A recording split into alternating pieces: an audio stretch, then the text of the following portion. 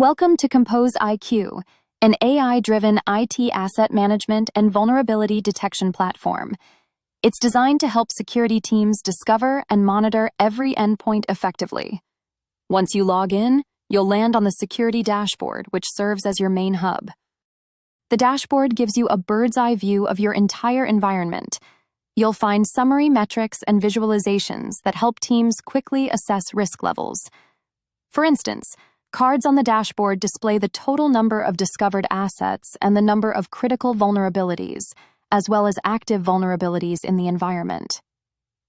An example we observed showed 2 assets with critical vulnerabilities and 124 active vulnerabilities in total. The vulnerability distribution feature provides a donut-style chart that categorizes vulnerabilities by severity: critical, high, medium, and low, enabling teams to prioritize